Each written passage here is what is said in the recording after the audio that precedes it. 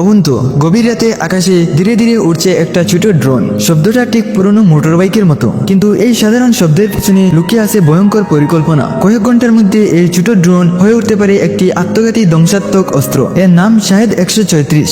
আজকের ভিডিওটিতে আমরা জানাবো শাহেদ ড্রোন আসলে কি, এর সরল কিন্তু কার্যকর মেকানিজম কিভাবে কাজ করে, কেন এত সস্তা হয়েও যুদ্ধের নিয়ম বদলে দিয়েছে, এবং কিভাবে এই হুমকিকে থামানো হচ্ছে। ভিডিওটি শেষ পর্যন্ত দেখুন, কারণ শেষ অংশটি আপনাকে অবাক করবে। শাহেদ 134 হলো একটি আত্মঘাতী লুইটারিং মিউনিশন। এটি ইরানের তৈরি এবং বিভিন্ন সংঘাতে ব্যাপকভাবে ব্যবহৃত হয়েছে। এই ড্রোন এটি দেখতে ডেল্টা উইং আকৃতির, অনেকটা ছোট প্লেনের মতো।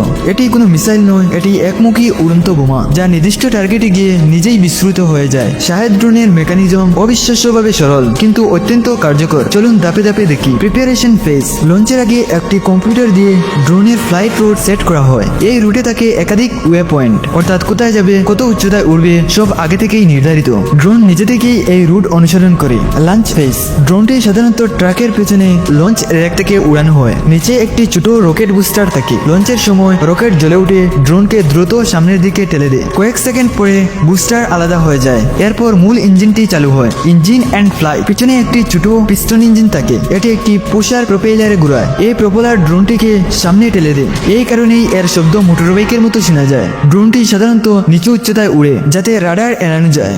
Navigation system. এটাই সবচেয়ে গুরুত্বপূর্ণ অংশ।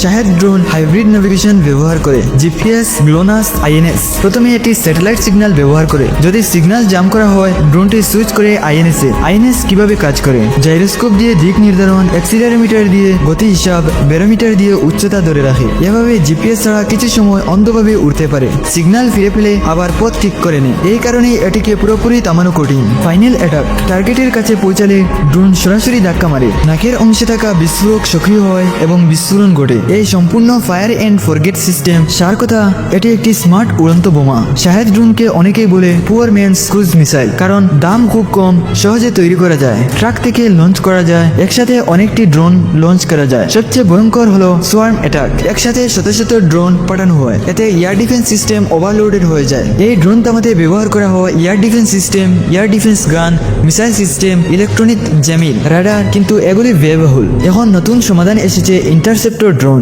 ছোট ড্রোন দিয়ে বড় ড্রোন ধ্বংস করা হচ্ছে। এটি অনেক সস্তা এবং দ্রুত প্রতিক্রিয়া দিতে পারে। ভবিষ্যতের যুদ্ধ ড্রোন ভার্সেস ড্রোন হবে বলে বিশেষজ্ঞরা মত দিচ্ছেন। সংক্ষেপে, শাহেদ ড্রোন সস্তা, সরল কিন্তু ভয়ঙ্কর কার্যকর। এর হাইব্রিড নেভিগেশন এবং সোয়ার্ম অ্যাটাক কৌশল এটিকে আধুনিক যুদ্ধের গুরুত্বপূর্ণ অস্ত্র বানিয়েছে। ভবিষ্যতে যুদ্ধ হতে পারে ড্রোন ভার্সেস ড্রোন। এমন আরো ভিডিও চাইলে লাইক করুন, কমেন্টে জানান। পরের টপিক। চ্যানেলটি সাবস্ক্রাইব করুন। ধন্যবাদ।